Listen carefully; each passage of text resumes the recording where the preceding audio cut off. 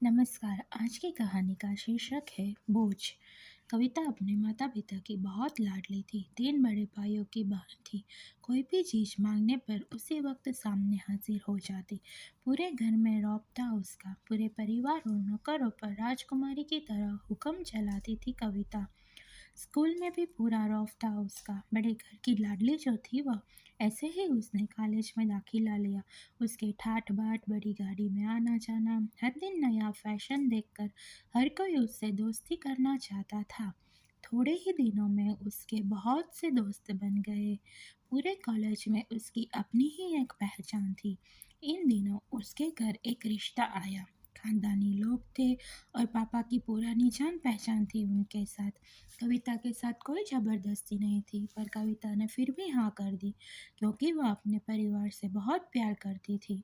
वह जानती थी कि वह लोग उसका अच्छा ही सोचेंगे। लड़के का नाम राज था। राज काफ़ी पढ़ा लिखा और समझदार लड़का था।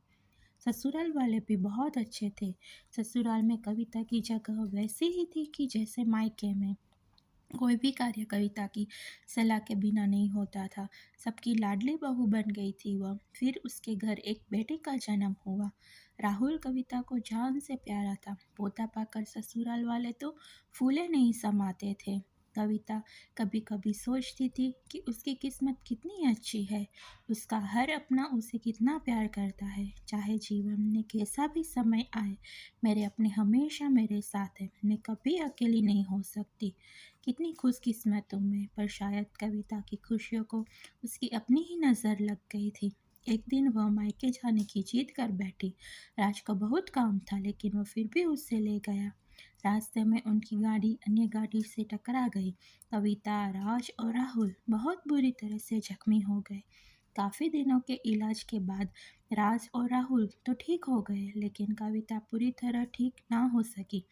सर पर चोट लगने के कारण वह अपनी आंखों की रोशनी खो बैठी। अब कविता की किस्मत जैसे उल्टे पांव चलने लगी।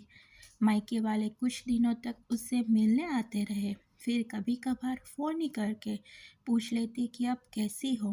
धीरे धीरे ये सिलसिला भी कम हो गया। ससुराल वाले की सहानुभूति भी कम होने लगी। घर में किसी को पास बैठने के लिए कहती, जब जवाब मिलता, बहुत काम है, अब तुम भी हाथ नहीं बटा सकती हो। राज भी चिड़चिड़ा हो गया था।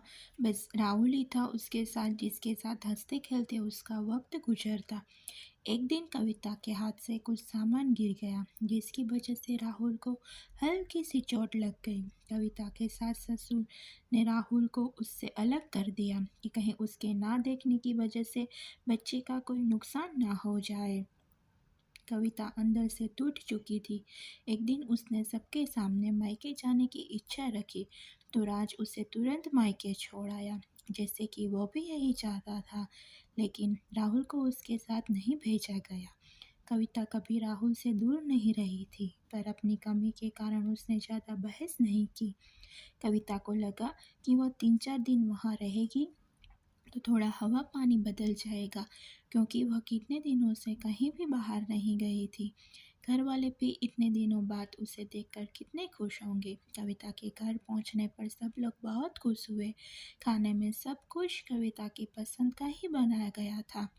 अपने मम्मी पापा और भाई भाभीयों से दिल खोलकर बातें की।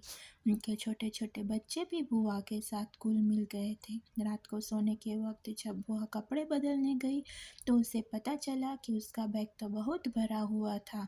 वह सब समझ गई। वह बहुत उदास हो गई। कुछ दिनों तक तो सब ठीक रहा, फिर जैसे सब बदलने लगा।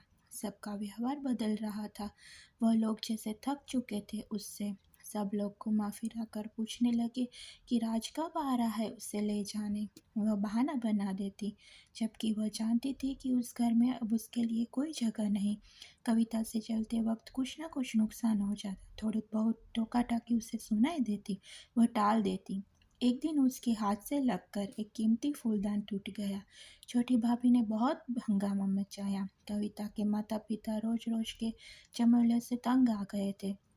उन्होंने राज को खुद से फ़ोन कर दिया। राज कविता को अपने घर ले गया। कविता को अपने परिवार वालों से ये उम्मीद ना थी। जिस कविता के कहे बिना घर में एक पत्ता भी नहीं हिलता था, उस घर के लिए वह अब बोझ बन चुकी थी। राज के साथ ससुराल आते वक्त वह बहुत खुश थी, क्योंकि वह अपने घर जा रही थी, अपने जिगर के टुकड़े राहुल के पास। परंतु यह खुशी भी कुछ पल की ही थी। सारा बंदोबस्त पहले से ही किया हुआ था। कविता को सीधे ऊपर वाले कमरे में पहुंचा दिया गया। राहुल से दूर रहने की सख्त चेतावनी दी गई। एक काम वाली लता को उसकी जिम्मेदारी सौंपी गई, जो उसके खाने पहनने जैसी जरूरियतों का ध्यान रखती। कविता ज़्यादातर चुप ही रहती, कभी कभी काम वाली लता से थोड़ा बतिया लेती। उसके जरिए राहुल का पता चल जाता। सबकी लाडली बेटी और बहू सबके लिए लाडली से बोझ बन चुकी थी। Please like, share and subscribe my channel.